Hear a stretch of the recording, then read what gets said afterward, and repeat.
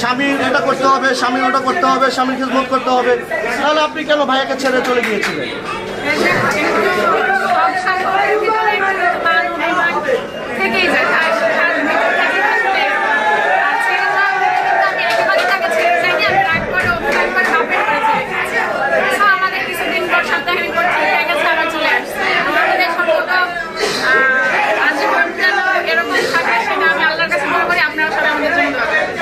আচ্ছা, মান অভিমান এটা ভালোবাসার জায়গা।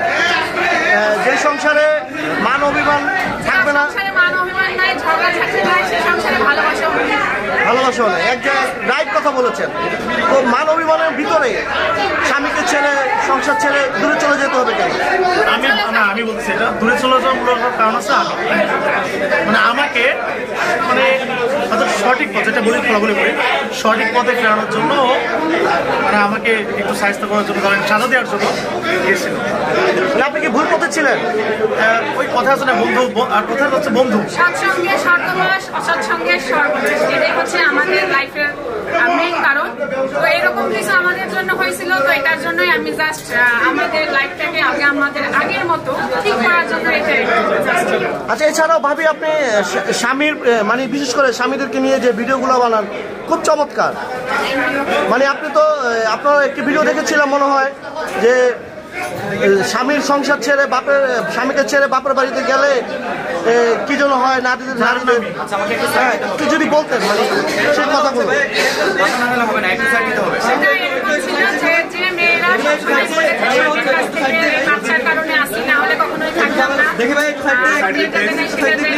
আসলে দিন শেষে একটা মেয়ে স্বামী ছাড়া অন্য কেউই তার আপন হয় না। আমার বাবা মাও কখনো আমার দায়িত্ব নেবে না, আমার সন্তানও কখনো আমার দায়িত্ব নেবে না। এই মানুষটাকে আমি শুরু থেকে যদি কিছুই না দিই, তারপরেও শেষ পর্যন্ত আমার দায়িত্ব নিয়ে যাবে। সো সব মেয়েদেরই উচিত স্বামীর কথা শোনা, স্বামীর কথা মেনে চলা, তার অনুগত্য করা এবং তাকে মাথার তাজ করে রাখা। অবশ্যই। তাহলে মানে এই যে আপনার এই এত সুন্দর সুন্দর কথা, মানে আপনাদের এই কথার কারণে কি আপনারা ফেসবুকে আজকে এত ফেমাস? আসলে কথার কারণে না, আসলে তো মানুষের ভালোবাসার সাপোর্ট। আমরা 2022 সালে মে মাসে আমরা ফেসবুক কন্টেন্ট পেজ খুলি একটা, আর ইউটিউব খুলি 2021 সালে সেপ্টেম্বর মাসে। আমরা ফেসবুকে এতটা 2 বছরের মধ্যে আমাদের কিন্তু অনেক প্রবলেম হয়েছিল পেজের উপরে, পেজের উপরে। তো টোটালি আমার কন্টেন্ট আপলোড করা হয়েছে প্রায় 1 বছর, প্রায় 4-5 মাস। 1 বছর 4-5 মাসে আমরা 1 মিলিয়ন ফলোয়ার পাইছি। আলহামদুলিল্লাহ অনেক সাপোর্ট পাইছি। এগুলো ভালোবাসার উপর ডিপেন্ড করে। অনেক দেখুন, অনেক মেয়ে আছে, অনেক ছেলে আছে অশ্লীলতা বেশি করে, কিন্তু মানুষ তাদের কিন্তু সাপোর্ট দেয়। আমরা যদিও ঝগড়া ফানি ভিডিও করে থাকি, তাও কিন্তু মানুষের সাপোর্ট হয়েছে। মানিক ভাই, আপনাকে কিন্তু আমরা ক্যামেরার ফ্রেমে তেমন একটা দেখতে পাই না, বেশিরভাগই ভাবি কথা বলে। আসলে আমাদের ওইরকম ক্যামেরাম্যান নাই তো, সেজন্য আমি বেশিরভাগই ক্যামেরা থেকে, আর রিলসের ভিতরে বেশিরভাগই আমার থাকা হয়, রিলস আপনার থাকা হয়। আচ্ছা ভাবি, আপনাদের একটা ছোট্ট একটা বাবু আছে, নাম কি রাখছেন? কার পছন্দ? নামটা পছন্দ কার? দুজনে মিলে। আলহামদুলিল্লাহ। ভবিষ্যৎ পরিকল্পনা কি? আপনাদের পুরো সংসার নিয়ে ভবিষ্যৎ পরিকল্পনা ইউএসএ যাওয়ার। আপনারা কি এই যে সেলুন বিজনেসের দিকে ঝুঁকবেন নাকি আবার? না, এটা ডিসিশন নাই অবশ্যই,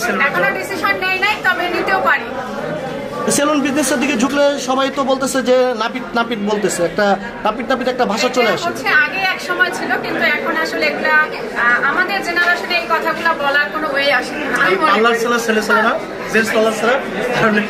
আমি মনে করি কারণ এখন হচ্ছে মেয়েদের থেকে ছেলেদেরও আরো হচ্ছে স্কিন কেয়ারের আরো মানে বেশি প্রয়োজন পড়ে, যা দেখতেছি। আচ্ছা, কোথায় দিবেন সেই মানে সেটা কি? না, আসলে এটা কোনো ডিসিশন হয়নি, কোনো এই সেলুনের ব্যাপারে কোনো মাথা খাওয়ায়নি। আমাদের ফিক্স কোনো আমার মেন ফিক্সরটা হচ্ছে 300 ইউএসএ। আচ্ছা, আর কার কোনো কোশ্চেন আছে?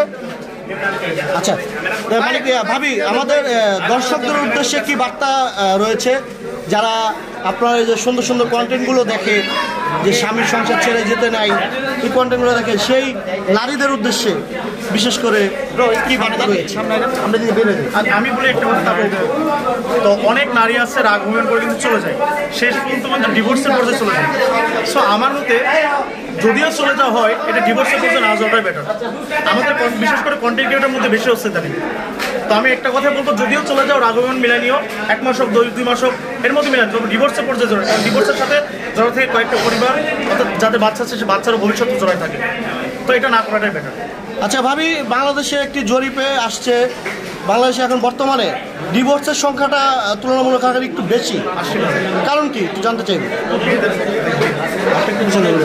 আমি কি বলবো, আমি যদি বলি যে আমার মতো, আমাকে নিয়ে যদি আমি বলি, আমার মতো যদি মানে 8-10টা মেয়ে হয় তাহলে হয়তো 10টা ফ্যামিলিতে দেখা যাচ্ছে 9টারও মানে একটাও ডিভোর্স হবে না।